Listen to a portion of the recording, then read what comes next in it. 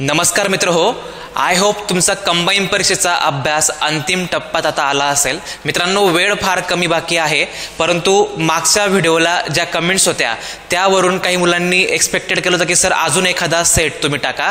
म्हणून मित्रांनो, आपण ह्या व्हिडिओमध्ये अतिशय महत्त्वाचे जे पण मला आवश्यक वाटत आहेत की ज्या प्रकारांवरती एक्झाम्पल विचारले जाऊ शकतात असे टॉप 30 प्रश्न मी ह्या व्हिडिओमध्ये निवडण्याचा प्रयत्न केलेला आहे आणि त्याचं विश्लेषण आता आपण या व्हिडिओ मार्फत समजून घेऊया. मित्रांनो, चला मित्रांनो, पहिला प्रश्न बघूया. पहिल्या प्रश्नामध्ये आपल्याला काय दिलेलं आहे बघा. ए ने एक वस्तू बी ला 20% नफ्याने विकली. ए ने एक वस्तू बी ला 20% नफ्याने विकली. तीच वस्तू बी ने सी ला 25% नफ्याने विकली. जर ए ला ती वस्तू 144 रुपये एवढ्या किमतीत मिळाली असेल तर सी ला ती वस्तू किती रुपयाला मोजावे लागले असेल त्याला, किंवा किती रुपयाला ती पडली असेल त्याला. अशा प्रकारचा प्रश्न आहे मित्रांनो. लक्षात घ्या मित्रांनो, काय माहिती आहे ती आपण एकदा समजून घेऊया. ए ने विकली आहे ती 20% नफ्याने, बरोबर. ती बी ला विकली. नंतर बी ने ती सी ला विकली. याने विकली आहे 25% नफ्याने, बरोबर. मग आता आपल्या समोर जी मांडणी आहे त्यानुसार आपण जर विचार केला या ठिकाणी तर लक्षात घ्या 20% नफा म्हणजेच आपण त्याला म्हणतो फ्रॅक्शनमध्ये तो 1/5चा नफा असतो. फ्रॅक्शनमध्ये मित्रांनो तो किती असतो? 1/5चा नफा असतो. आणि या ठिकाणी 25% तो 1/4चा नफा असतो. बघा आता काय होतंय की याच्याकडून याला विकली जाते, याच्याकडून त्याला विकली जाते. एकतर याला मिळालेली किंमत माहिती असेल, एकतर त्याची किंमत माहिती असेल. आता आपण एकदा बघून घेऊया. आपल्याला काय म्हटलंय, ए ला ती वस्तू 144 रुपये एवढ्या किमतीला पडलेली आहे. मग काय करायचं मित्रांनो की ए गुणीला या ठिकाणी 20% नफा. जर तुम्हाला हे अपूर्णांकांची प्रॅक्टिस असेल तुम्ही त्या पद्धतीने करू शकतात. जर बेसिकली जायचंय तर मग 100 वरती 20चा नफा म्हणजे 120 लिहायचा. नंतर गुणीला 100 वरती 25%चा नफा म्हणजे इथे 125 लिहायचा. आणि मग आपल्याला ती सी ला किती मिळणार आहे ते या ठिकाणी कॅल्क्युलेट करून आपल्याला सी ची किंमत त्या साईडला मिळू शकते. आता बघूया, आपण कॅल्क्युलेशन करूया. 0 गेला 0 गेला. बघा मित्रांनो, बे 5 10 बे सक 12 या ठिकाणी 25 चोक 100 25 पाचा 125 अशा रीतीने आपण याचं सोपं रूप देण्याचा प्रयत्न केला. आता लक्षात घ्या, 5 गेला आणि हा 5 कॅन्सल झाला. बे दुने 4 आणि हे ठिकाणी बेत्रिक 6. आता याला कितीला मिळाली होती? 144 रुपयाला मिळाली होती. 144 इकडे 3/2 आहे, बरोबर. इकडे ती सी साठी कितीला येईल ते आपल्याला आता काढायचं आहे. आता बघा, 2 ने जर याला तुम्ही सोपं रूप दिलं, या ठिकाणी 3/2 होता. 2 ने जर आपण याला सोपं रूप दिलं, बे का बे, बे 7 14 बे दुने 4 72 गुणीला 3 करायचंय. 3 दुने 6 3 7 21 216 रुपयाला ती वस्तू कोणाला मिळणार आहे?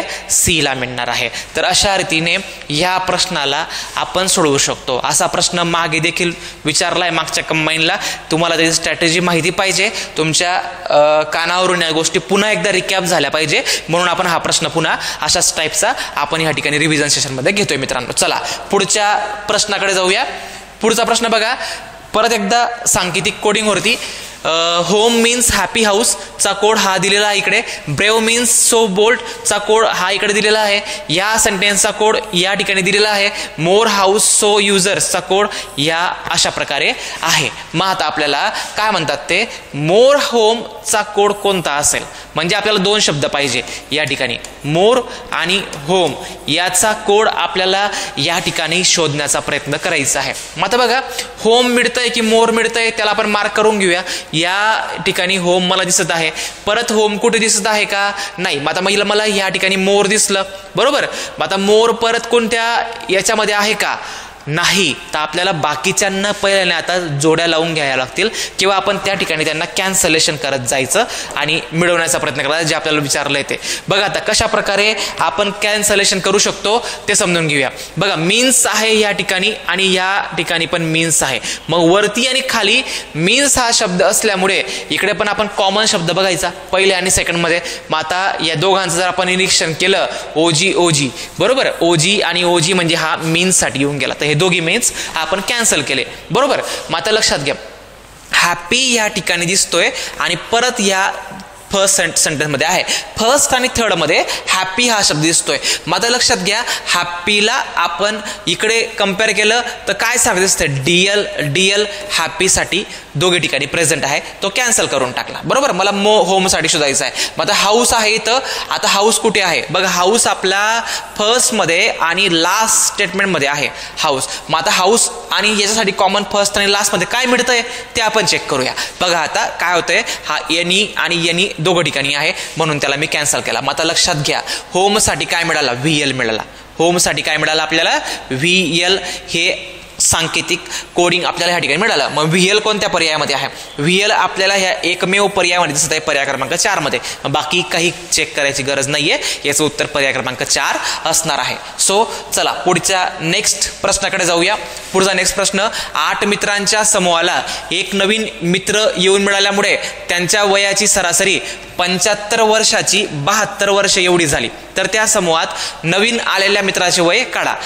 हा प्रश्न सरासरी म्हणजे ॲव्हरेज या प्रकरणामधील आहे. अतिशय मोस्ट IMP प्रकरण आहे, त्याच्यावरती प्रश्न यावेळेस येण्याची संभाव्यता वाटते, म्हणून आपण त्याच्यावरती 1-2 प्रश्न या साठी बघणारच आहोत. मग आता लक्षात घ्या, 8 मित्रांच्या समूहाला एक नवीन मित्र येऊन मिळाल्यामुळे वयाची सरासरी काय झाली, 75 वर्षाची 72 वर्ष झालेली. मग आता पहिल्याने आपण बेसिकने बघूया काय होतं. पहिली सरासरी, नंतर पहिले व्यक्ती, एक काढला म्हणजे त्याला प्लस करायचं, नंतरची सरासरी आणि नंतरची व्यक्ती अशी मांडणी करायची LHS आणि RHS मध्ये. बघा आता पहिली सरासरी किती मित्र आहेत, 8 मित्र आहेत, त्यांची सरासरी किती दिलेली होती, 75 होती. बरोबर, या ठिकाणी बघा पहिल्या लोकांची सरासरी जी आहे ती 75 आहे. किती लोक, 8 लोकांची. मग आता नंतर तो एक जो मिळाला त्याच्याबद्दल माहिती नाहीये, परंतु नवीन सरासरी काय झाली, 72 झालेली आहे, 72 झालेली आहे. आणि नवीन व्यक्ती तो एक आला, ऍड झाला ना, मग 8 लोकांमध्ये तो एक येऊन मिळाला म्हणजे ते किती झाले, 9 झाले. बरोबर, म्हणजे यांच्या गुणाकारामधून हा गुणाकार वजा केला, तुम्हाला याची किंमत मिळणार आहे. बरोबर, मग हा गुणाकार करू आपण, 9 2 18 कॅरी 1, 9 7 मित्रांनो 9 54, 9 7 63 आणि हा एक 64 648. बरोबर, यांचा गुणाकार जर केला तुम्ही 75 गुणिले 8 तर हे होतात 600. बरोबर, अधिक x, मग हा 600 तिकडे गेला तर x बरोबर 648 मायनस 600, तर या ठिकाणी 48 आन्सर यायला पाहिजे. सो याचा आन्सर पर्याय क्रमांक 2 आहे, 48 इयर्स, 48 वर्ष. आय होप तुम्हाला हे क्लिअर झालं असेल. याला ट्रिक पण आहे, परंतु ते ट्रिक तुम्हाला आता लगेच समजेल असं मला वाटत नाहीये. काही कन्सेप्च्युअल व्हिडिओ आपले कोर्समध्ये आहेत, ते तुम्ही व्यवस्थित बघितले तर तुम्हाला ॲव्हरेजचा कन्सेप्ट पूर्ण क्लिअर होऊन जाईल आणि मी जी ट्रिक सांगतोय ती तुम्हाला कळू शकते. काय करायचं, पहिल्याने जो ॲव्हरेज दिलेला आहे तो 75 लिहून टाकायचा. बरोबर, आता हा आपल्याला अंदाज घ्यावा लागतो की हा व्यक्ती सरासरीला काय करतोय, आधी जास्त होती, नंतर तो काय करतोय, कमी करतोय. म्हणजे याचा अर्थ जो व्यक्ती त्या समूहामध्ये आलेला आहे तो कमी वेट घेऊन आलेला आहे, म्हणून 75 वजा करायचे. मग त्याने किती कमी केले, बघा त्याने किती कमी केले, 72 झाले ना, 75चे 72 झाले, म्हणजे 3 कमी केले त्याने, म्हणून 75 मधून हे 3 कमी केले. पण किती लोकांकरता कमी केले ते महत्वाचं आहे. मग आता लक्षात घ्या, पहिले 8 होते, नंतर तो एक आला, 9 लोकांसाठी त्याने कमी केले. मग आता 9 त्रिक 27, 75 मधून हे 27 वजा केले, तुम्हाला परत एकदा 48 आन्सर मिळून जाईल. तर ही झाली त्याला अल्टरनेटिव्ह ट्रिक. मित्रांनो, आय होप तुम्हाला समजली असेल. आपण डिटेलमध्ये सरासरीला जेव्हा शिकवून घेणार तेव्हा तुम्हाला अजून चांगल्यापैकी ती नक्की समजणार आहे. तर अशा प्रकारे तुम्ही करू शकता बेसिकने पण, आणि हे जर समजलं तर बेस्ट आहे अजून. चला नेक्स्ट प्रश्नाकडे जाऊया. नेक्स्ट प्रश्न बघा काय म्हणतो आहे, जर 25 एप्रिल 2003 रोजी शुक्रवार असेल तर 26 जानेवारी 2011 या दिवशी कोणता वार येईल. कॅलेंडरवरचा प्रश्न आहे. बघा आपण कॅलेंडर ह्या प्रकरणामध्ये एक कोड वापरतो नेहमी या एक्झाम्पलला सोडवताना आपल्या स्ट्रॅटेजीनुसार, आपल्या कन्सेप्टनुसार. तर तो कोड अशा प्रकारे आहे 12 अंकी, 30 32 32 33 23 आणि 23. तर हे जे असतात हे प्रत्येक महिन्यामधले उरणारे दिवस आहेत, शिल्लक असणारे दिवस आहेत. आठवडे संपल्यानंतर समजा 31चा महिना जानेवारी असेल तर जानेवारी महिना 31चा 7 त्याला भाग दिला, 7 चौक 28, उरले 3, तर जानेवारीमध्ये 3 दिवस शिल्लक. फेब्रुवारी 28चा सुद्धा 28ला पूर्ण भाग जातो, सो 7 चौक 28 उरले 0, म्हणजे फेब्रुवारीचा कोड 0. लीप वर्ष करा तो 1 असतो. तसंच मार्च 31चा, मग ज्याचा नंबर 3 तो महिना 31चा, ज्याचा नंबर 2 तो महिना 30 दिवसाचा असतो. अशा याच्यावरून आपण हे कोड पाठ ठेवू शकतो. यांना आपण म्हणतो त्या प्रत्येक महिन्यामधले राहिलेले ऑड डेज म्हणतो.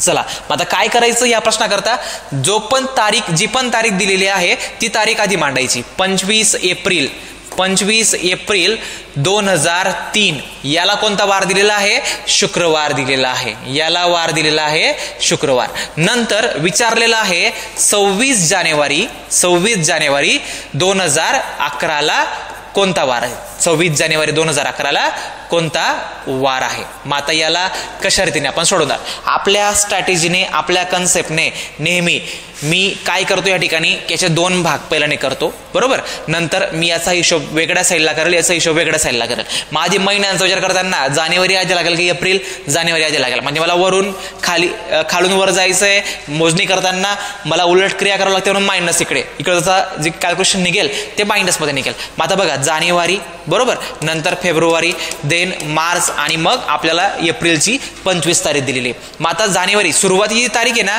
ती घ्यायची नसते. त्यामध्ये किती शिल्लक राहिले ना तो विचार करायचा असतो. मग 5 दिवस राहिले पुढे, म्हणून इथं 5 घेतले. फेब्रुवारीचा 0 बघा इथून वापरायचा. आता मार्चसाठी किती आहेत? 3 बरोबर. जे झाले आहेत ना ते इथून वापरायचे ह्या 12 अंकांमधून, बरोबर. मग आता एप्रिल महिना चालू आहे, पूर्ण झाला नाही. पूर्ण झाला असता आपण 2 घेतला असता, पण तो चालू आहे. सो जी तारीख दिलेली आहे ती आपण घ्यायची या ठिकाणी. 25 आणि 3 28, 28 आणि 5 33, 33 भागीला 7 केलं, 7 चौक 28 उरले 5. मग हे 5 कसे? हे चिन्ह आपण आधी ठरवलेलं असतं, -5. इकडचा हिशोब झाला -5. मग आता इकडचं कॅल्क्युलेशन करूया आपण.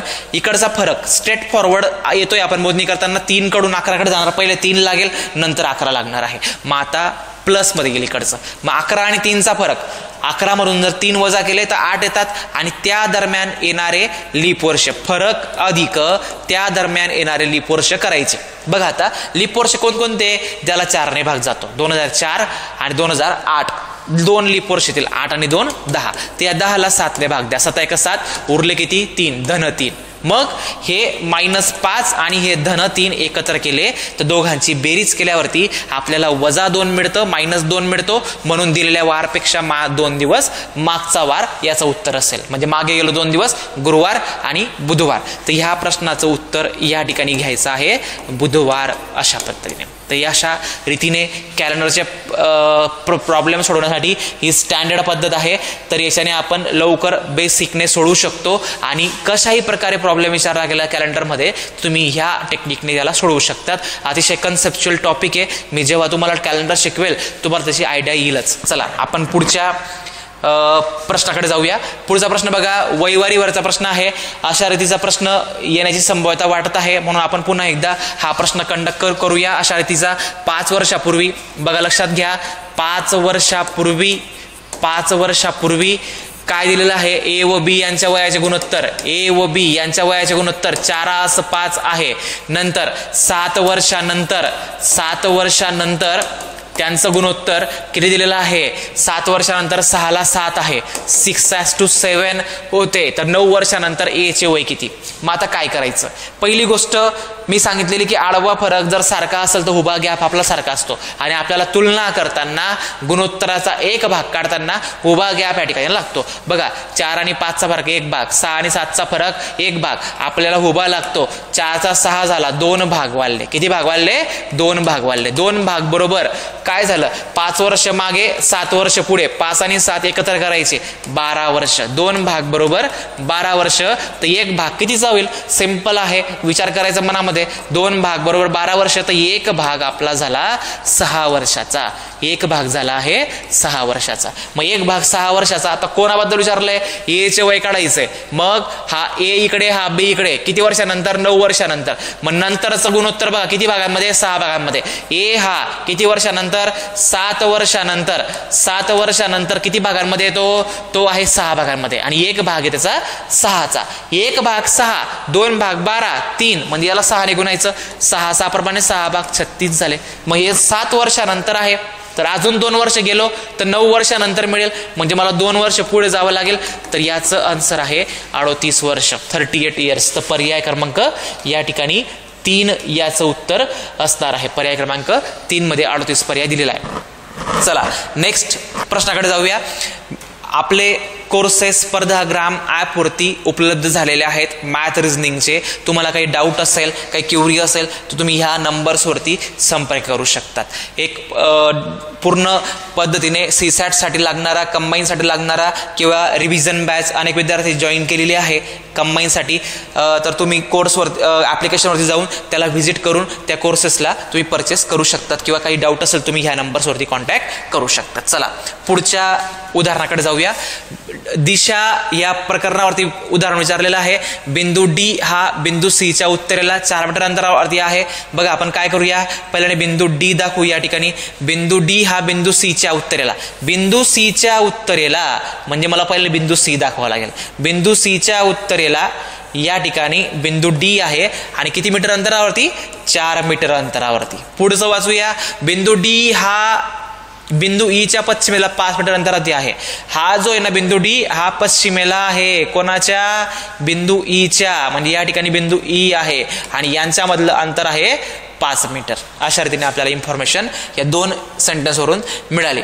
पुढे बघा, बिंदू E हा बिंदू F च्या उत्तरेला 10 मीटर अंतरावर आहे. बिंदू E हा बिंदू F च्या उत्तरेला येतो म्हणजे F खाली, या ठिकाणी F खाली, तर हा इथं F आहे. तर या ठिकाणी यांचं अंतर जे आहे ते 10 मीटर आहे. 10 मीटर आहे. चला पुढे, बिंदू G हा बिंदू G च्या पश्चिमेला 15 मीटर अंतरावरती आहे.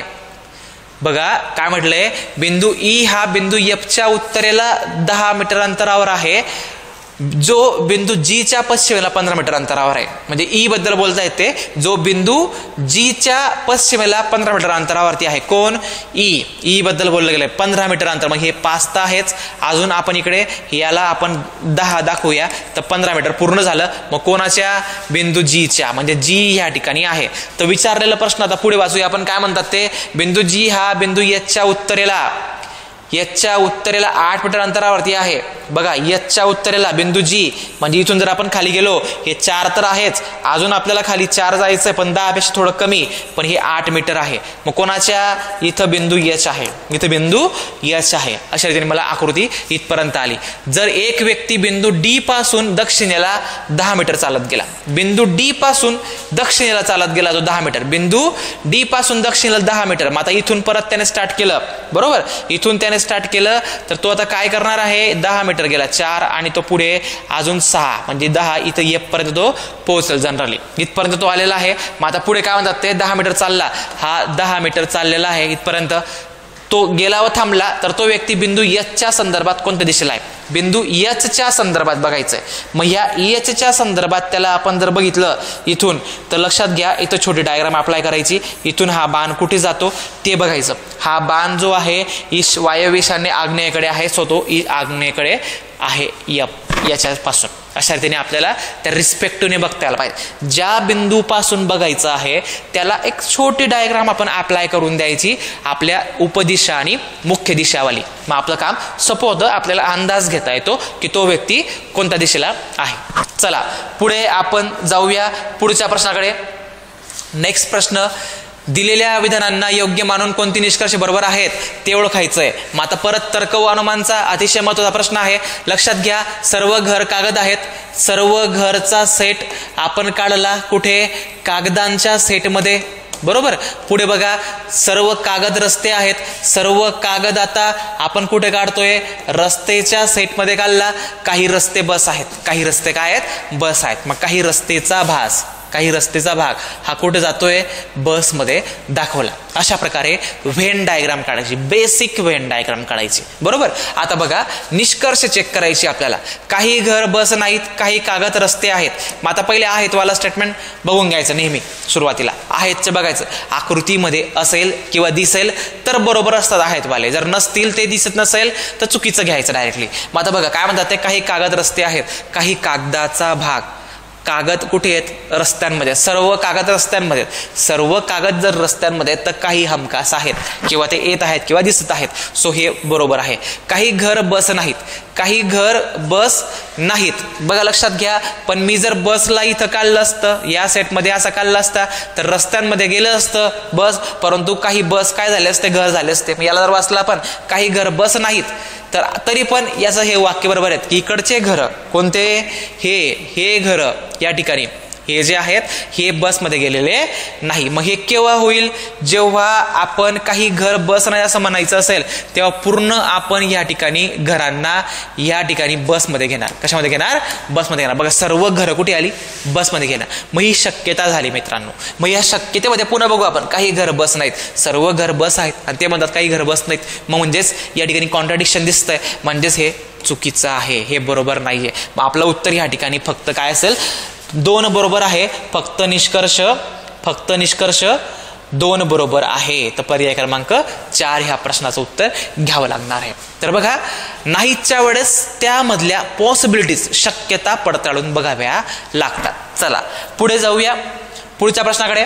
पुढचा प्रश्न बघा, एका परीक्षेमध्ये 35% विद्यार्थी पास झालेले व 455 विद्यार्थी नापास झाले आहेत, तर त्या परीक्षेला एकूण किती विद्यार्थी बसले होते? लक्षात घ्या आपल्याला काय म्हटलेलं आहे? 35% विद्यार्थी पास म्हणजे नापास किती? त्यावरून आपण नापास काढून घेऊ. टक्केवारीमध्ये नापास किती झाले? 35% पास झालेत, तर 65% नापास झालेत. 65% काय झालेत? नापास झालेत. मग 65% जर नापास झालेले, फेल झालेले आहेत, तर विद्यार्थ्यांची संख्या माहिती किती? 455 दिलेली आहे. मग आता आपण काय करू?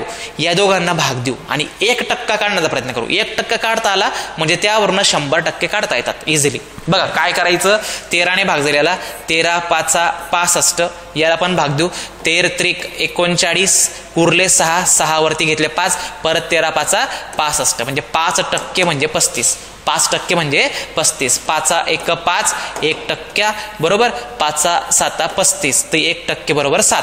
1% बरोबर 7 आहे. तर याला जर 100 बनवलं मी, 2 शून्य लावून घेतले, तर हे 700 होऊन जाईल, 700 होऊन जाईल. तर ते एकूण विद्यार्थी आहेत 700. पर्याय क्रमांक 2. तर अशा रीतीने सिंपल काही स्मार्ट वेज नाही आपण ह्या उदाहरणांना सोडवू शकतो. चला नेक्स्ट क्वेश्चन बघूया.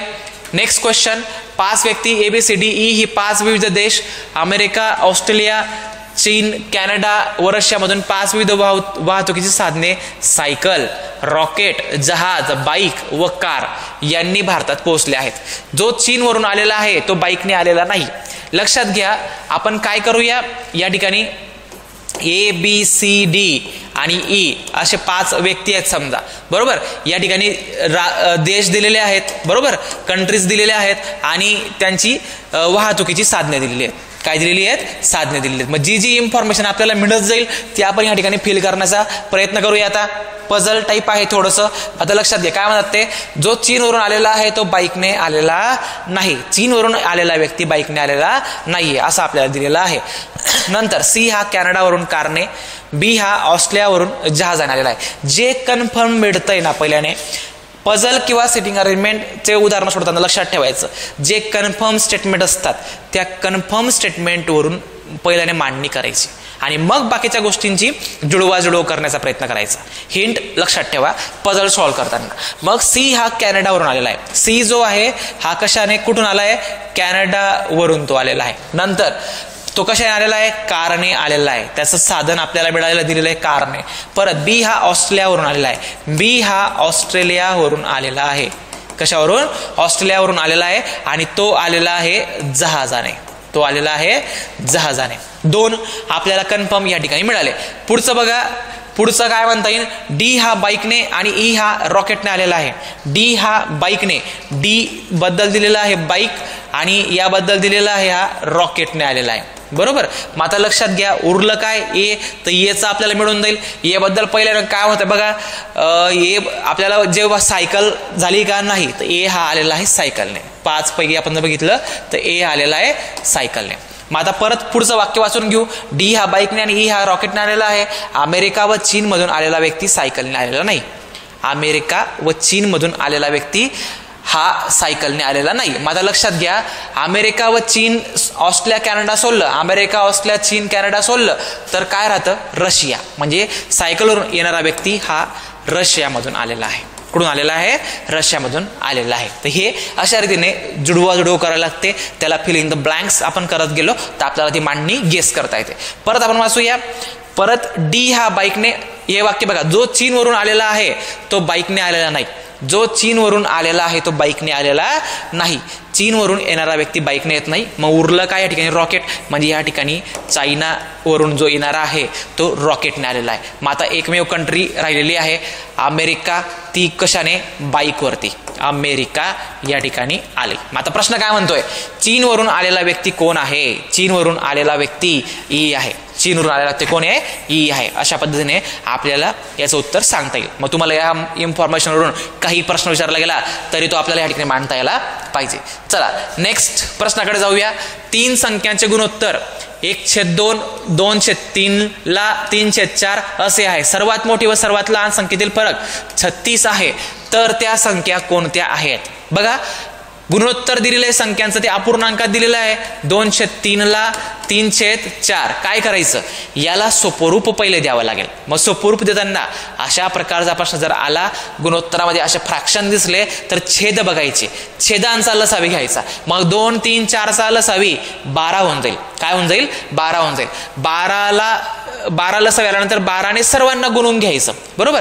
मग 12ने सर्वांनी गुणा किंवा यांनी त्या 12ला भाग देत जायचं. आपण लिहू या ठिकाणी 1/2 गुणिला 12, इथं 2/3 गुणिला 12, नंतर 3/4 गुणिला 12. मग आता आपण त्याला सोपरूप द्यायचं आहे. सोपरूप द्यायला बघा, बे 1 बे, बे 1 12, 3 1 3, 3 4 12, 4 1 4, 4 3 12.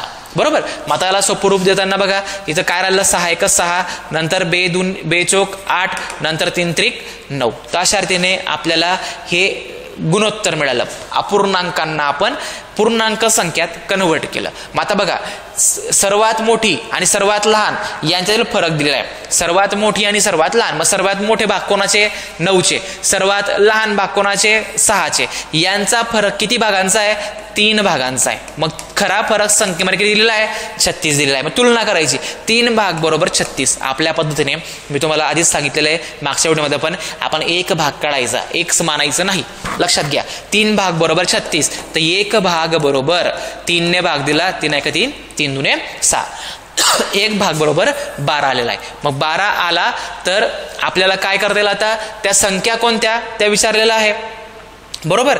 मग 1 भाग बरोबर 12 आल्यानंतर आपण त्याला भाग दिला तर 12 सक 72, 12 8 96 आणि 12 9 108. तर अशा रीतीने त्या संख्या पाहिजे. 72 96 108, 72 96 108. पर्याय क्रमांक 3 मध्ये त्या उपलब्ध आहेत. तर अशा रीतीने आपण या संख्यांना, या उदाहरणाला आपण सोडवू शकतो. चला पुढच्या उदाहरणाकडे जाऊया. नेक्स्ट उदाहरण पझल आहे. पुन्हा एकदा नेक्स्ट उदाहरण पझल आहे. 8 मित्र आहेत. A B C D E F G आणि H एका वर्तुळाकार टेबलावर तोंड करून बसलेले आहेत. मग आता लगेच पटकन अशा माहिती दिली असेल तर आपण एक टेबल वर्तुळ काढून घ्यायचं. पहिल्याने 8 मित्रांना दाखवायचं समोरासमोर. एक वर्तुळ केंद्र समजा इकडे आहे तर त्याकडे ते तोंड करून बसलेले आहेत. मग आता लक्षात घ्या, हा इथं एक, हा इथं एक. मग यांच्यामध्ये एक 8 आहेत, ते यांच्यामध्ये एक, यांच्यामध्ये एक आणि यांच्यामध्ये एक. अशा प्रकारे आपण दाखवू शकतो. आता हे इकडे चेहरा करून बसतात ना, तेव्हा एक लक्षात घ्यायचं की यांचा डावा आणि उजवा हात कशा प्रकारे असेल. आपल्याला दिलं असतं याच्या डावीकडे तो, याच्या उजवीकडे तो. मग डावा आणि उजवा हात पहिले इमॅजिन करून त्या ठिकाणी आपण नोट डाऊन करून घ्यायचं. मग आता बघा, हा जर खाली बघतोय ना तर त्याचा डावा हात तिकडे, लेफ्ट इकडे आणि राईट इकडे असणार आहे. हा म्हणजे मी इकडे सर्वांच्या उजवीकडे जाणार आहे आणि तिकडे मग डावीकडे.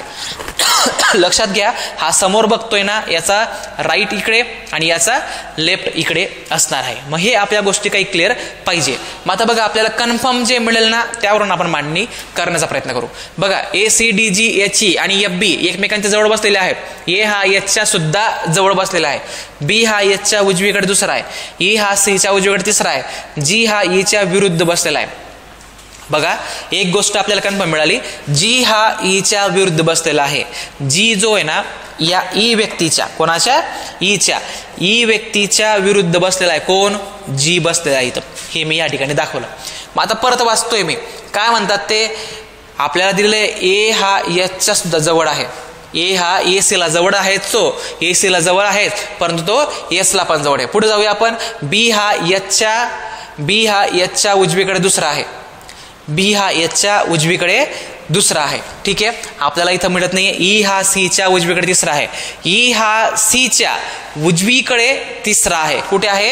हा उजवीकडे यायला पाहिजे. ई कोणाच्या? सीच्या. मग आता लक्षात घ्या, हा उजवीकडे म्हणजे इकडे, उजवीकडे इकडे आहे ना, मग हा तिसरा यायला पाहिजे. तिसरा, दुसरा, पहिला, आणि म्हणजे या ठिकाणी सी आहे.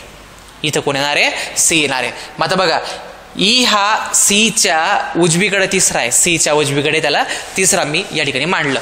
परत आता पुढे मागे जाऊया, सी पासून बघूया काही कनेक्ट आहे का. बघा, सीला ए जवळ आहे, सीला ए जवळ आहे, म्हणजे आपण या ठिकाणी ए ला दाखवून दिलं. ए सी झाला, हा जवळ आहे त्याला.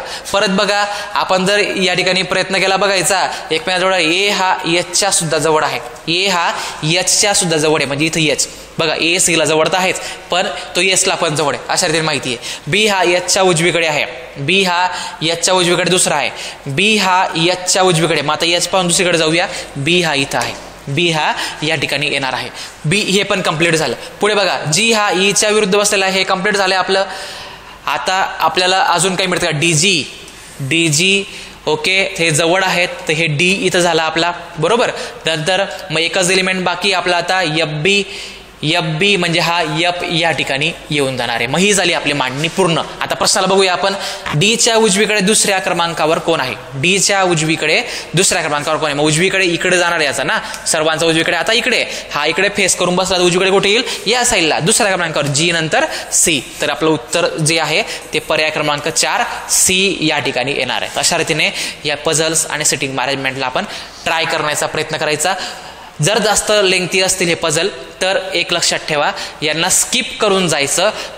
जे आपल्याला उदाहरणं सोडवता येणार आहेत तेच पहिल्याने सोडवून घ्यायची लवकर, आणि नंतर पुन्हा वेळ भेटला GS केल्यानंतर तर ह्या प्रश्नांकडे यायचं आहे. तर स्मार्ट वर्क करण्याशिवाय तुम्हाला येणाऱ्या परीक्षेमध्ये पर्याय नाही मित्रांनो. चला पुढच्या प्रश्नाकडे जाऊया.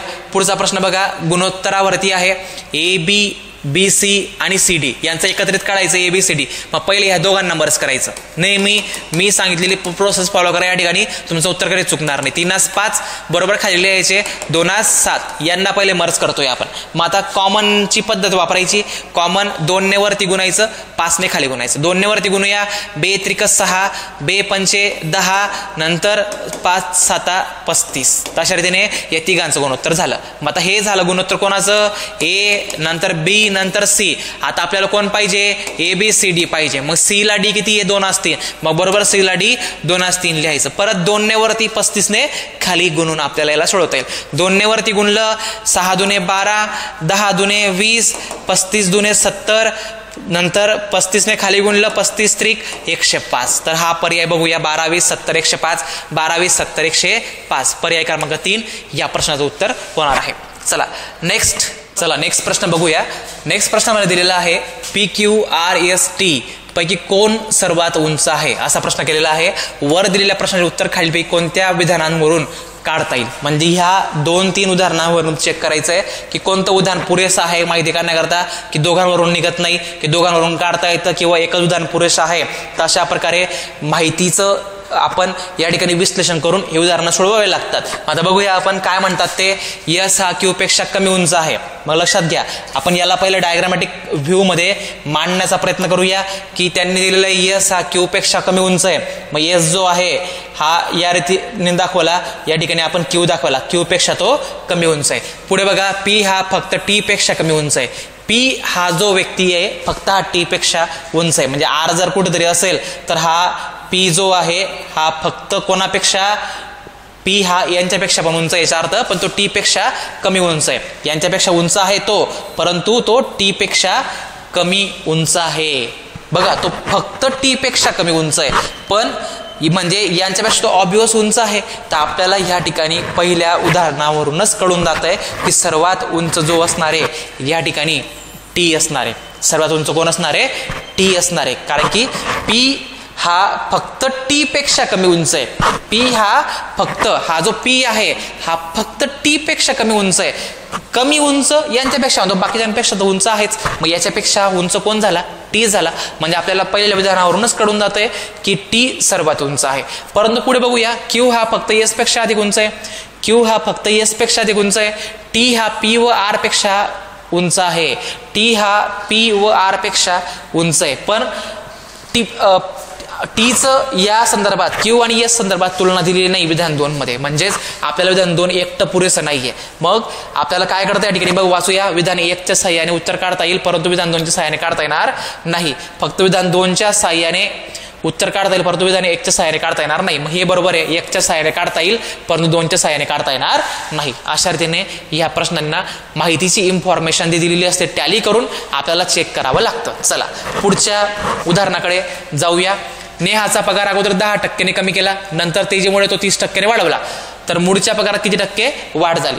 लक्षात घ्या या ठिकाणी फॉर्म्युला अशा रीतीने वापरायचा. A + B + A गुणिला B भागिला 100. A गुणिला B भागिला 100. मग A म्हणजे सुरुवातीची वाढ किंवा घट, B नंतरची वाढ किंवा घट. आता बघा पगार काय झाला, कमी झाला पहिले ना, मग -10 लिहिला बरोबर. त्यामुळे तेजीमुळे 30% वाढवला म्हणजे अधिक झाला, नंतर म्हणजे वाढला 30, पण नंतर अधिक एक -10 आहे आणि एक अधिक 30 आहे भागिला काय 100. मी याचा फक्त हिशोब करून घ्यायचा. काय होईल बघा, 2 0 कॅन्सल केली, -10 आणि -30 येते, 3 1 3, मग हे पण -3 झाले. आपण लिहून घेऊया -3 -10 आणि अधिक 30 या ठिकाणी. मग हे -13, जर 30 मधून 13 कमी झाले तर या ठिकाणी 17%. तर 17% पर्याय क्रमांक 1 याचं उत्तर आहे. तर तिच्या मूळ पगारात किती टक्के वाढ झाली, 17%ने वाढ झाली. अशा रीतीने आपण या प्रश्नांना सॉल्व्ह करू शकतो. चला आपण पुढच्या उदाहरणाकडे जाऊया. एका रकमेवर 2 वर्षांकरता 4% दराने मिळालेला चक्रवाढ व्याज व सरळ व्याज यातील फरक ₹8 दिलेला आहे.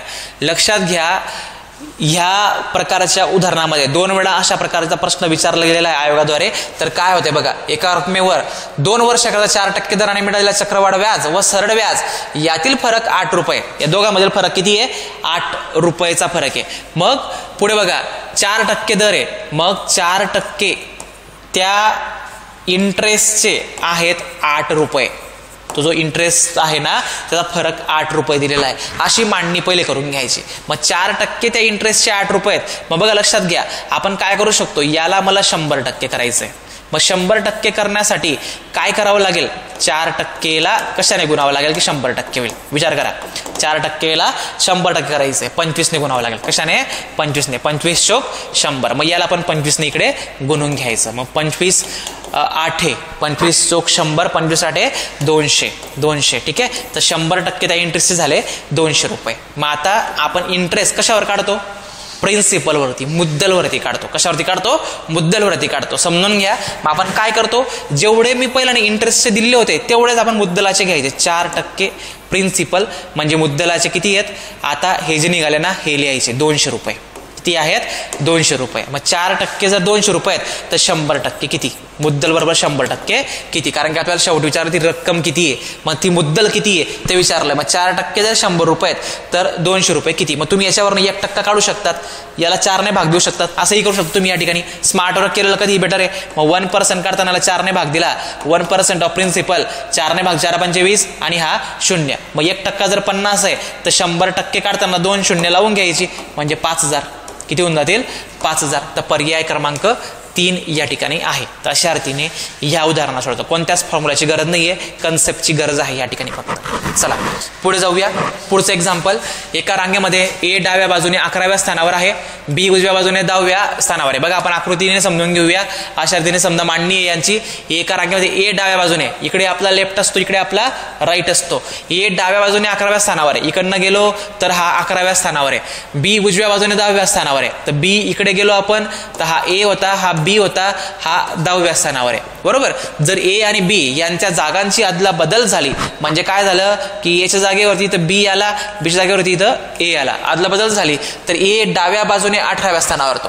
ए डाव्या बाजूने कितव्या स्थानावर येऊन जातो, 18व्या स्थानावर येऊन जातो. हा ए इथं इकडनं लेफ्ट कडून. मग आता बघा आदला 18व्या स्थानावर येतो, तर ह्या रांगेमध्ये ए आणि बी यांच्या खेरीज किती व्यक्ती आहेत, ए आणि बी यांच्या खेरीज किती व्यक्ती आहेत, म्हणजे यांना सोडून किती व्यक्ती आहेत, त्यांच्या दरम्यान किती व्यक्ती आहेत, असा प्रश्न आहे. म्हणजे पहिल्याने आपण एकूण काढू. टोटल काढताना काय करावं लागेल या ठिकाणी, एकूण काढताना आपल्याला हा जो यांचा सेम पॉईंट आलेला आहे तो एकत्र करायचा. 10 + 18 - 1 करून घ्यायचा. 28 मधून 1 गेले 27 आणि ते 2 जर सोडले ए आणि बी यांना जर आपण वजा केलं दोघांना तर यांच्या खेरीज त्या ठिकाणी 25 व्यक्ती आहेत. किती व्यक्ती आहेत? 25 व्यक्ती. तर पर्याय क्रमांक 3 या प्रश्नाचं उत्तर असणार आहे. अशा रीतीने आपण या प्रश्नाला सोडवू शकतो. चला पुढे जाऊया. पुढचा प्रश्न इन इक्वॅलिटी कंपॅरिझन कोडिंगवरती प्रश्न आहे. मागच्या सेटमध्ये तुम्हाला एक ट्रिक याच्या संदर्भात मी शॉर्टमध्ये दिलेली आहे. त्याच पद्धतीने आपण त्याला इम्प्लिमेंट करूया. ती ट्रिक एवढी जबरदस्त आहे की त्या ट्रिकने आपण आरामशीर कमी वेळेत या उदाहरणा सोडवू शकतो आणि तुम्हाला ट्रिक कुठेच मिळणार नाही एवढा मला कॉन्फिडन्स आहे. आपण त्या ट्रिकने चला बघूयाला. @ डेल्टा स्टार डॉलर आणि पर्सेंटेज या प्रतीकांचा अर्थ पुढील प्रमाणे लावण्यात आलेला आहे. P डेल्टा क्यूचा अर्थ आहे P क्यू पेक्षा लहान नाही. आपण डेल्टाचा मिनिंग काढूया. आपल्याकडे 3 सिम्बॉल असतात, लेस दॅन, ग्रेटर दॅन आणि इक्वल टू. लहान नाही म्हणजे काय असेल? तो मोठा किंवा समान असेल. डेल्टा. स्टारचा अर्थ मोठा नाही म्हणजे लेस दॅन ऑर इक्वल असेल. पर्सेंटेजचा मिनिंग मोठा पण नाही आणि त्याच्या एवढा पण नाही. मोठा पण नाही त्याच्या एवढा पण नाही म्हणजे काय असेल? लहान असेल. डॉलरचा मिनिंग लहान नाही त्याच्या एवढा नाही म्हणजे काय असेल? मोठा असेल. बघा पुढे बघा, मोठाही नाही आणि लहानही नाही म्हणजे काय असेल? इक्वल टू असेल. 5 सिम्बॉलचा मिनिंग काढून झाला, फक्त पुट डाऊन करायचं. पर्सेंटेजचा मिनिंग काय काढलाय आपण? लेस दॅन काढलेला आहे. डेल्टाचा मिनिंग काय काढलेला आहे? डेल्टाचा मिनिंग काढलेला आहे greater than or equal to. स्टारचा मिनिंग काय घेतला आपण? स्टारचा मिनिंग घेतलेला आहे less than or equal to. मग आता आपल्याला चेक करायचं आहे. डॉलरचा मिनिंग काढलेला आहे आपण या ठिकाणी ग्रेटर दॅन. नंतर पर्सेंटेजचा मिनिंग काढलेला आहे लेस दॅन. परत पर्सेंटेजचा मिनिंग लेस दॅन. आता पहिल्याने कॉमनला पकडून यांच्यापासून एक सलग स्टेटमेंट विधान तयार करून घ्यायचं. बघा काय करता येईल आपल्याला?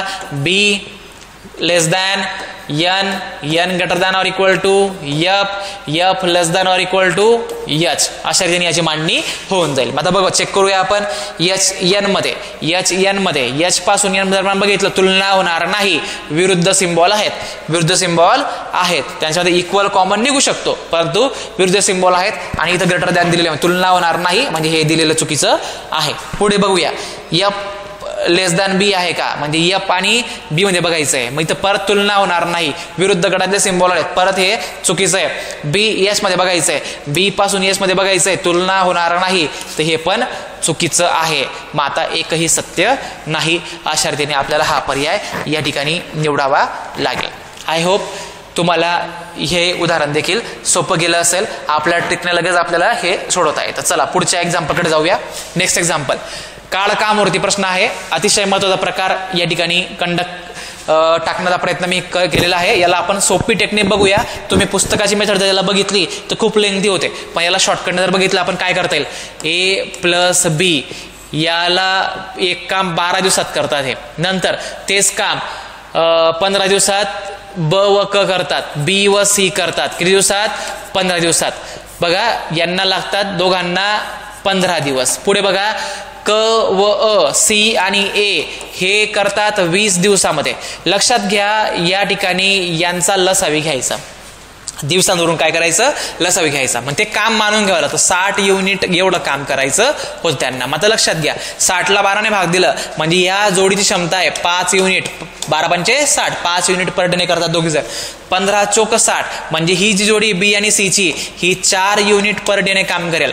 नंतर याने भाग दिलं 20 ने तर ही जोडी 3 युनिट पर डे काम करेल. मग आता आपण काय करतो? आपल्या ट्रिकनुसार आपण यांची बेरीज करतो. बरोबर. यांचा घेणं देणं नाहीये या ठिकाणी. मग इकडचे बघा बी किती वेळा झाले? 2 वेळा झाले. ए किती वेळा? 2 वेळा. मग 2A अधिक 2B अधिक 2C पण 2 वेळा आहेत. बरोबर. लक्षात घ्या 5 आणि 4 9 आणि 3 12 युनिट पर डे करतील. मग आता 2 कॉमन निघेल आणि तिकडे भागला जाईल. आपण लिहू शकतो या ठिकाणी 2 डायरेक्ट मी तिकडे भागला दिला. A+C 12 भागेल 2 केले 6 युनिट पर डे. 3 जण जर एकत्रित कामाला लागले तर ते 6 युनिट पर डे करतात आणि त्यांना जर ते काम करायला सांगितलं असतं तिघांना तर 60 भागीला 6 केलं असतं 10 दिवस लागले असते. पण आपल्याला विचारलं कोणाचं आहे? एकटा ब म्हणजे बी ते काम किती दिवसात करेल असा प्रश्न आहे. मग बी कुठे नाहीये? सी आणि ए सोबत बी नाहीये. मग सी आणि ए ला किती लागतात? सी आणि ए याची क्षमता आहे दोघांची 3 युनिट पर डे. मग याच्यामधून सी आणि ए याचे 3 जर गेले तर बी चे किती राहिले? बी बरोबर 3 युनिट पर डे. बरोबर. मग बी ला करायचं ते काम दिलेलं 60 भागीला 3 करा. 3 दुने 6 म्हणजे 20 दिवस लागतील. तर या प्रश्नाचं उत्तर आहे 20 दिवस. तर ही सर्वात सोपी टेक्निक आहे मित्रांनो याला सोडवण्याची. अशा प्रकारचा प्रश्न आला तर तुम्ही त्याला अशा प्रकारेच डील करणार आहात. चला नेक्स्ट प्रश्नाकडे जाऊया. नेक्स्ट प्रश्न सरासरीचा प्रश्न आहे. अतिशय इम्पॉर्टंट प्रश्न आहे मित्रांनो. अशा पद्धतीने सोपा प्रश्न येऊ शकतो. काही प्रश्न अतिशय सोपे असणार आहेत तुम्हाला पेपरमध्ये. मग अशा रीतीने जर प्रश्न आला तर काय करायचं ते समजून घेऊया. लक्षात घ्या, आपण बेसिक नजर गेलो तर सरासरी बरोबर काय असते, एकूण संख्यांची बेरीज बरोबर खाली एकूण संख्या. याला आपण म्हणतो average is equal to sum upon n. मात्र लक्षात घ्या ॲव्हरेज किती दिलेला आहे, 87 दिलेला आहे, 87. तर 81 अधिक 93 अधिक यांची बेरीज जर केली 99 अधिक k किती, ते 4 आयटम्स आहेत म्हणून भागीला 4. नंबर ऑफ आयटम्स किती, 4 आहेत, मग भागीला 4. मग 4 इकडे आला, 87 गुणिला 4 बरोबर. यांचा हिशोब आपण करून घेऊ. 90 आणि 90 180 मध्ये 80 टाकले आपण तर ते होतील 240 आणि हे 12. एक सेकंड आपण पुन्हा करूया. 10 आणि 3 13 273 होणार आहे त्याची बेरीज अधिक के. मग आता आपण हिशोब केला 7 चोक 28 हात चला 2 4 8 32 आणि 2 34 बरोबर. 273 अधिक के. मग आता याच्याकडे आपण जर हे वजा केले, हे जर आपण इकडे वजा करायला पाठवले तर 27 आणि 48 तर यांचा हिशोब 75 येणार आहे. तर के ची व्हॅल्यू याच्यावरून 75 निघणार आहे. किती निघणार आहे, 75 निघणार आहे. मग ही झाली बेसिक पद्धत ह्या उदाहरणांना सोडवण्याची. मग आता ह्या उदाहरणांना बेसिक जर आपण अशा प्रकारे सोडवत बसलो तर आपल्याला वेळ लागेल, परंतु आपण एक स्मार्ट वर्क या ठिकाणी करायचं. सरासरीचा कन्सेप्ट अतिशय भारी मित्रांनो. जेव्हा आपण सरासरी शिकणार तर तुम्हाला अतिशय त्यामध्ये इंटरेस्ट येईल आणि तुम्ही तोंडी उदाहरणं सोडवू शकतात लॉजिकने. एक लक्षात ठेवा, जेव्हा सरासरी दिलेली असते उदाहरणामध्ये तेव्हा काम आपलं अजून सोपं असतं. त्या सरासरी सोबत यांची तुलना करायची. सरासरीपेक्षा किती कमी आहे, 6 ने कमी आहे. सरासरीपेक्षा किती जास्त आहे, 6 ने जास्त आहे. जास्त आहे कितीने जास्त आहे, 87 पेक्षा ही संख्या ते बघायचं. बघा 87 पेक्षा जास्त कितीने, 3 आणि ते 9 12 आणि जास्त आहे बरोबर. मग आता लक्षात ठेवा, जेवढे ऋण येतात ना तेवढे धन येतात, किंवा ऋणाला धन कॅन्सल करू शकणारे पाहिजे. म्हणजेच के साठी किती असेल ते बघायचं. -6 गेला, धन 6 गेला. 12ला कॅन्सल करण्याकरता ऋण 12 लागेल. 12ला कॅन्सल करण्याला काय लागेल, ऋण 12 ही संख्या लागेल. म्हणजे हा जो के ना हा 12 ने लहान आहे 87 पेक्षा. बस एवढंच काम करायचं. 87 मधून 12 कमी करून टाकायचे. आपल्याला उत्तर 75 मिळणार आहे.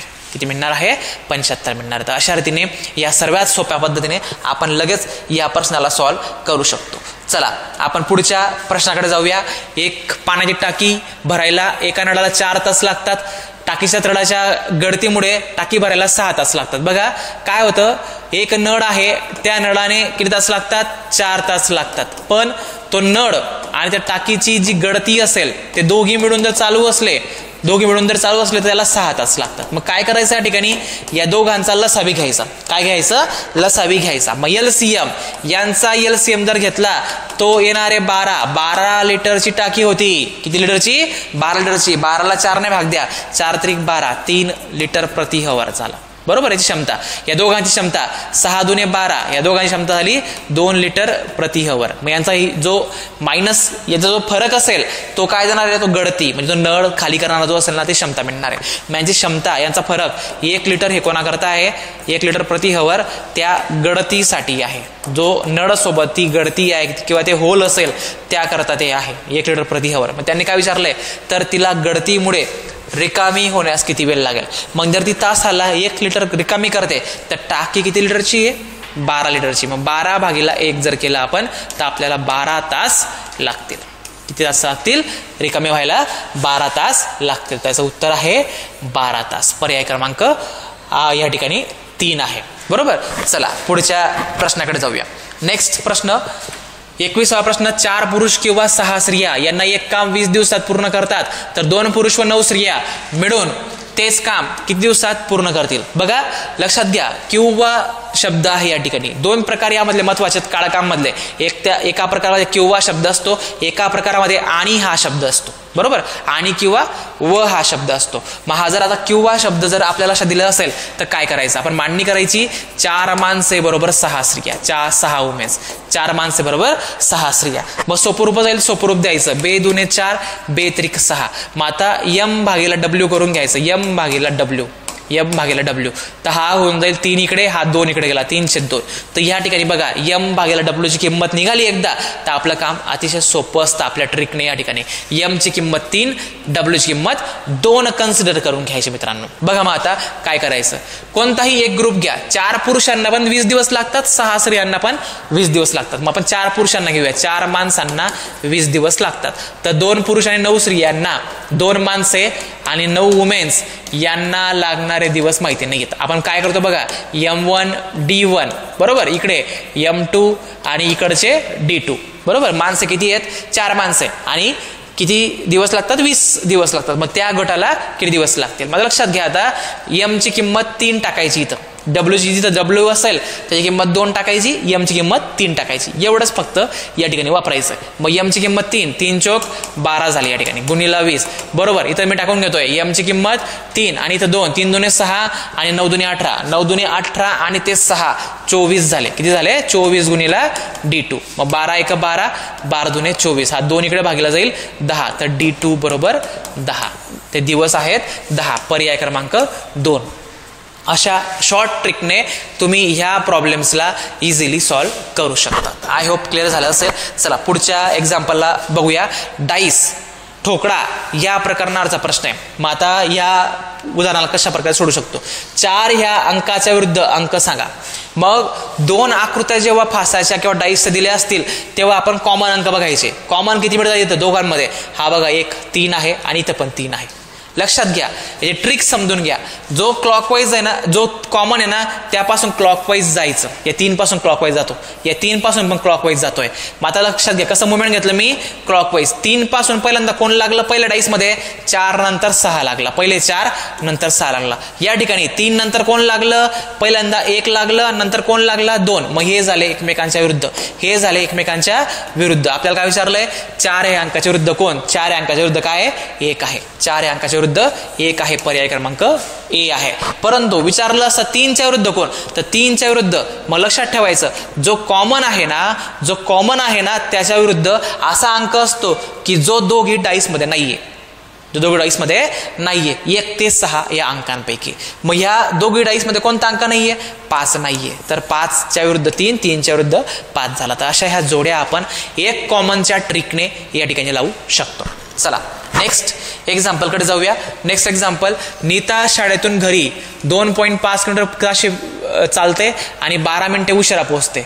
एके दिवशी तिने 4 किलोमीटर ताशी चालण्याचे ठरवले आणि ती 15 मिनिटे लवकर पोहोचली. बघा काय होतंय, तिचा पोहोचण्याचा वेळ आहे काहीतरी समथिंग, ठीक आहे. ती 12 मिनिटे उशिरा पोहोचली, म्हणजे समजा 10 वाजता वेळ असेल तर 10 वाजून ती 12 मिनिटांनी पोहोचेल. एके दिवशी ती स्पीड वाढवला तिने, तर 15 मिनिटे ती लवकर पोहोचते. 15 मिनिटं 10च्या आधी 15 मिनिटं ती लवकर पोहोचते, म्हणजे ती 9:45ला पोहोचते.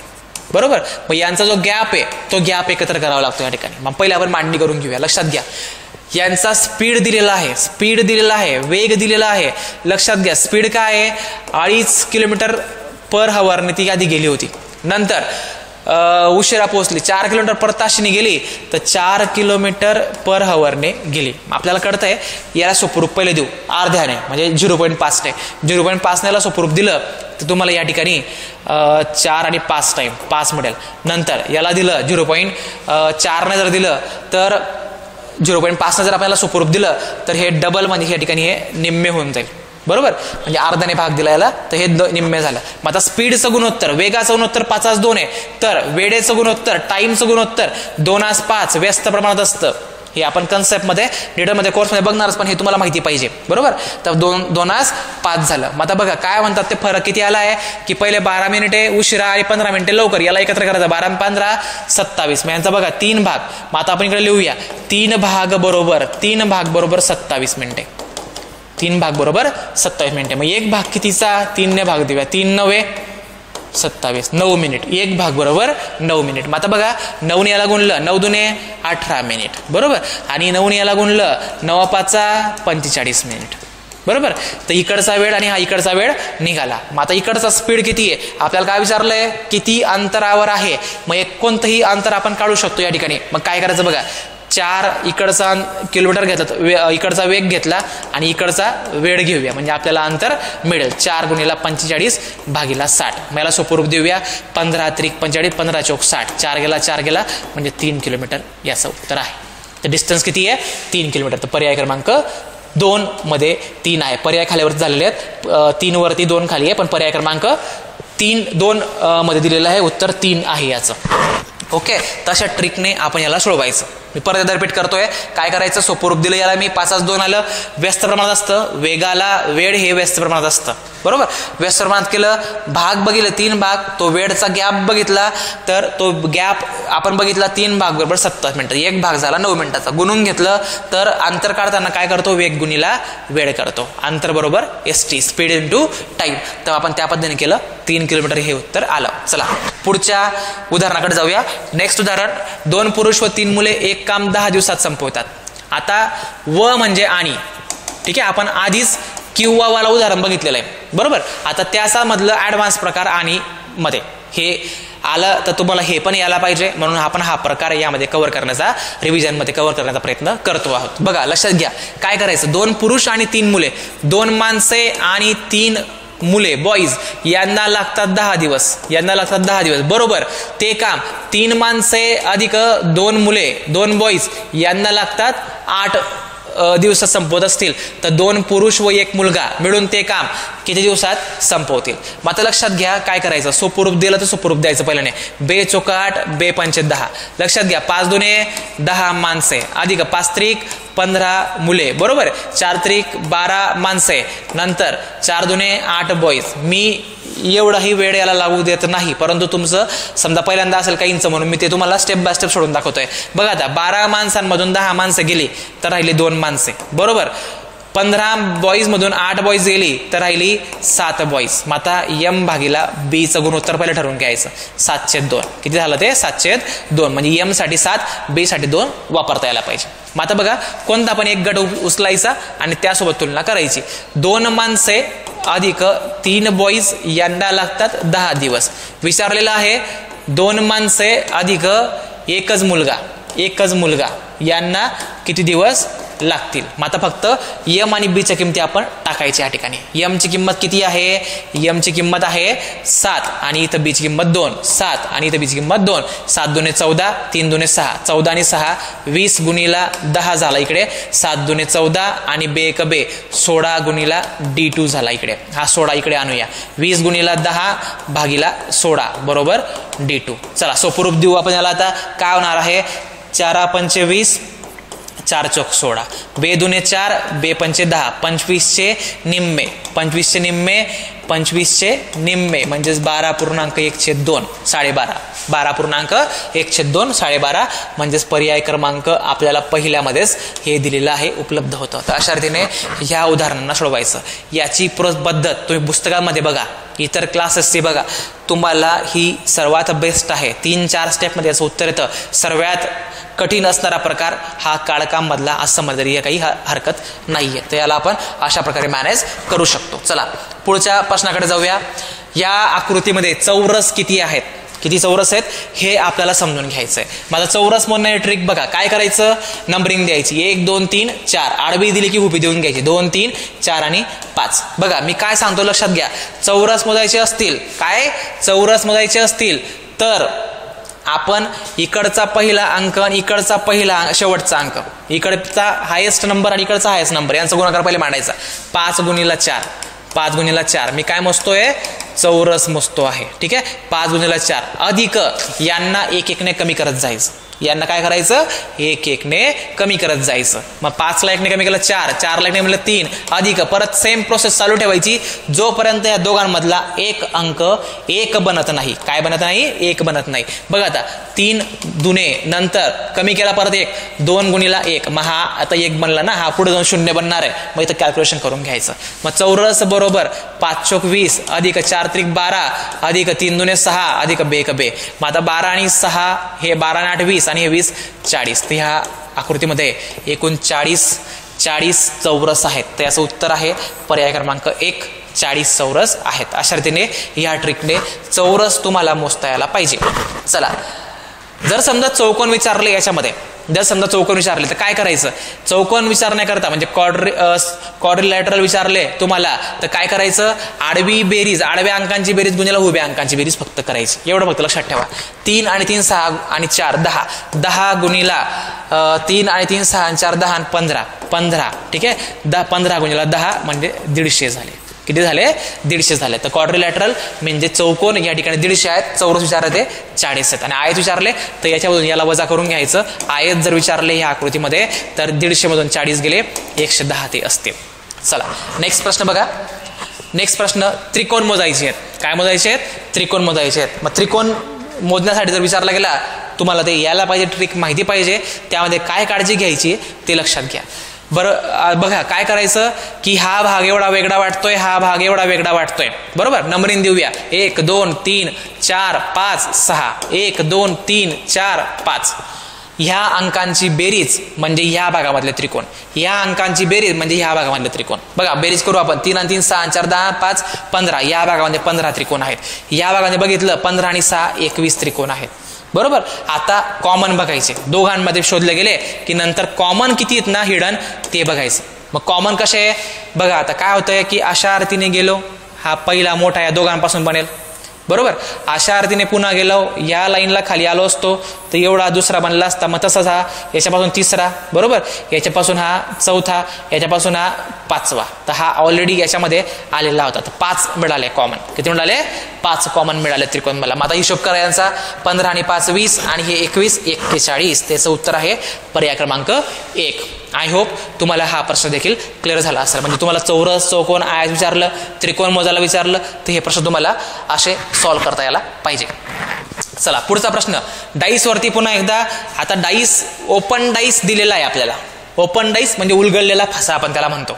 मग त्यावरून तयार होणारी योग्य आकृती निवडायची. आता ओपन डाईस जॉईन करताना काय लॉजिक असतं ते आपण समजून घेऊ. या ठिकाणी फक्त लक्षात घ्या, अल्टरनेट या ठिकाणी यांचा जर आपण केलं तर हे एकमेकांच्या विरुद्ध असतात. अल्टरनेटची ऍडजस्टमेंट असते, ते एकमेकांना विरुद्ध असतात. म्हणजे 6ला विरुद्ध कोण आहे, 6ला विरुद्ध आहे 3 अंक. 2चे अल्टरनेट कोण आहे, 4. 2चे अल्टरनेट कोण आहे, 4. बरोबर, मग आता उरलं कोण, 1च्या विरुद्ध कोण असेल, 5 असेल. 1च्या विरुद्ध कोण असेल, 5 असेल. मग आता लक्षात घ्या, ह्या विरुद्ध जोड्या आहेत, या काय आहेत, विरुद्ध जोड्या आहेत. मग जे विरुद्ध असतात ना ते कधीच सोबत नसतात डाईसमध्ये. मग त्याप्रमाणे आपण या ठिकाणी इलिमिनेशन टेक्निक वापरायची.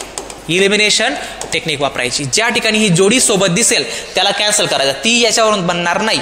हे विरुद्ध आहेत ना, म्हणजे एक एका टोकाला पाहिजे, एक दुसऱ्या टोकाला पाहिजे डायरेक्टली. बघा मग आता 6 सोबत 3 नकोय, 6 सोबत 3 नकोय, कॅन्सल ही जोडी. 2 सोबत 4 नकोय, 2 सोबत 4 नकोय, किंवा 1 सोबत 5 नकोय, 1 सोबत 5 नकोय. तर ही जोडी पण आपली कॅन्सल होऊन जाईल. नंतर बघा 1 सोबत 5, इथं पण ही जोडी कॅन्सल होऊन जाईल. मग आपलं उत्तर आहे 2 1 3. या रीतीने हा डाईस पर्याय क्रमांक A या ठिकाणी बसतोय. इथं कोणतीच अशी जोडी बनत नाही की जी एकमेकांचे विरुद्ध अंक आहेत. तर पर्याय क्रमांक 1 याच्यावरून हा फासा क्रिएट होऊ शकतो, तयार होऊ शकतो. चला पुढे जाऊया पुढच्या प्रश्नाकडे. नेक्स्ट प्रश्न काय म्हणतोय बघा. A साठी 1, B साठी 2, C साठी 3, म्हणजे D साठी किती बनेल, 4 बनेल. E साठी किती बनेल, 5 बनेल. बरोबर, मग अशा रीतीने झेड म्हणजे 26 पर्यंत आपल्याला हे नंबर दिले असतील तर कॅप्टन शब्दासाठी कोणता अंक असेल. मग अल्फाबेट सिरीजवरती, अंक अक्षर मालिकेवरती जर समजा प्रश्न आला, तुम्ही एक फक्त लक्षात ठेवा, एकच प्रश्न आपण कंडक्ट करतोय तुम्हाला हिंट मिळावी म्हणून. ई जॉ टी हा सिक्वेन्स लक्षात ठेवायचा. ई येतो आपल्या 5व्या क्रमांकावर, हा येतो 10व्या क्रमांकावर, हा 15व्या, हा 20व्या आणि हा 25व्या. मग आपल्याला ABCD सर्वांना पाठ असते, तिथं लिहित बसायचं नाही. ए पासून झेड पर्यंत क्रम, याच्या आजूबाजूचे अक्षर आपल्याला गेस करायचे. ABCD पहिले 4, पुढचे EFGHI लगेच आपण ते बोलू शकतो पुढचे मधले किती आहेत. म्हणजे हे 5व्या क्रमांकाचा, 10व्या, 5च्या पटीतले ही जो सिक्वेन्स आहे एवढं तुमचं लक्षात राहिलं म्हणजे बाकीचे अक्षर तुम्ही गेस करू शकता. बरोबर. मग आता लक्षात घ्या काय होतंय की कॅप्टन मध्ये य शब्द 2 वेळा दिसतोय. ए हा किती वेळा आहे? 2 वेळा. दुसऱ्या आणि आपल्याला तो 5व्या इथं दिसतोय. बरोबर. एक आहे या ठिकाणी. लक्षात घ्या चौथं अक्षर काय या ठिकाणी कॅप्टन मध्ये टी आहे. मग तो 20व्या क्रमांकावर आहे, तो 20व्या क्रमांकावर आहे. मग हा 21वाला कॅन्सल झाला, हा 21वाला कॅन्सल झाला, इलिमिनेट झाले हे पर्याय. बरोबर. आता हा बघा 7 आहे, हा पण पर्याय गेला. मग राहिलं काय? पर्याय क्रमांक 2. पर्याय क्रमांक 2. तर पर्याय क्रमांक 2 या प्रश्नाचं उत्तर घ्यायचं आहे. चला पुढच्या प्रश्नाकडे जाऊया. पुढचा प्रश्न अंकमालिकेवरती आहे. अंकमालिकेचे उदाहरण सोडवण्याकरता तुम्हाला वर्ग पाठ पाहिजे 30 पर्यंत आणि तुम्हाला घन देखील पाठ पाहिजे कमीत कमी 11 ते 12 पर्यंत. बरोबर. मग आता हे जर तुम्ही बघितलं या ठिकाणी 7 आहे, 14 आहे, 23 आहे, 34 आहे, 47 आहे आणि इथं प्रश्नचिन्ह आहे की इथं पुढे काय येणार आहे क्वेश्चन मार्क जागेवरती असा प्रश्न विचारलेला आहे. मग आपण या ठिकाणी विचार जर केला तर आपल्याला काय कळतंय की वर्ग माहिती तुम्हाला 3चा वर्ग 9, 3चा वर्ग 9 त्याला कितीने कमी केला आहे? 2ने कमी केलेला आहे. बघा 2ने कमी केलाय. 4चा वर्ग 16 2ने कमी केलाय 14. मग हे आपल्याला इथं क्लिक व्हायला पाहिजे. बघा एकदम सोपा प्रश्न होता. 7 नंतर 14 नंतर 23 नंतर 34 47 आणि प्रश्नचिन्ह. वर्गावरती क्रिया केल्या सर प्लस किंवा मायनस करून त्यांनी ऍडजस्टमेंट केलेली राहू शकते. मग 3चा वर्ग वजा 2 हा आहे 4चा वर्ग वजा 2. हा बघा 5चा वर्ग 25 मधून 2 कमी केलेत. हा बघा 6चा वर्ग वजा 2 केलेले आहेत. हा बघा 7चा वर्ग वजा 2 केलेले आहेत. मग इथं काय होईल? इथं काय होईल? 8चा वर्ग वजा 2 म्हणजे 64 मधून 2 गेले 62. 62 is the right answer here. ठीक आहे. तर याचं उत्तर असेल 29चं 62. चला 30वा आणि शेवटचा प्रश्न तो पण अंकमालिकेवरतीच कंडक्ट करण्यात आलेला आहे, घेण्यात आलेला आहे. काय दिलेलं बघा 67 67 128 219 346. मग आपल्याला अंदाज यायला पाहिजे की 219 200 सोडायला जवळ आहे. बरोबर. 346 343ला जवळ आहे म्हणजे घन आहे ते. घनांपासून काहीतरी क्रिएशन केलेलं आहे, काहीतरी लॉजिक बनवलेलं आहे. मग लॉजिक असं इम्प्लिमेंट त्या ठिकाणी तुम्हाला गेस करता यायला पाहिजे मित्रांनो. चला मग आता काय करायचं? काय दिसतं तुम्हाला? हा 64 कोणाचा घन आहे? इथे लिहून घेतोय मी 67 देन दिलेलं आहे 128 219 नंतर 346 आणि प्रश्नचिन्ह. बघा हे आहे 4चा घन. 4चा घन अधिक 4चा घन अधिक 3 केलेले आहेत. इथं बघा काय असेल? 5चा घन अधिक 3 केलेलं आहे. 125 मध्ये 3 ऍडिशनल आहेत, जास्त आहेत. इथं बघा 6चा घन 216 मध्ये 3 टाकलेले आहेत. इथं 7चा घन मध्ये 3 टाकलेले आहेत. मग इथं काय होईल? 8च्या घनामध्ये 3 टाकतील. बरोबर. मग 8चा घन माहिती आहे 512. 512 मध्ये 3 टाकले 515. त्याचं उत्तर आहे 515 पर्याय क्रमांक 2. तर आय होप तुम्हाला हे प्रश्न समजलेले असतील.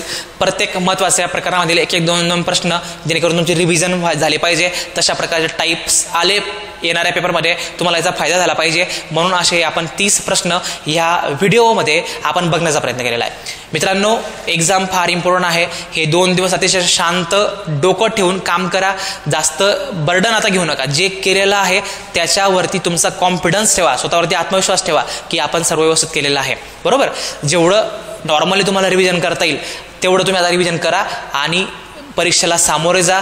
मित्रांनो अतिशय आत्मविश्वासाने जा. तुम्हाला यश नक्कीच मिळणार आहे. बेस्ट ऑफ लक मित्रांनो. थँक्यू.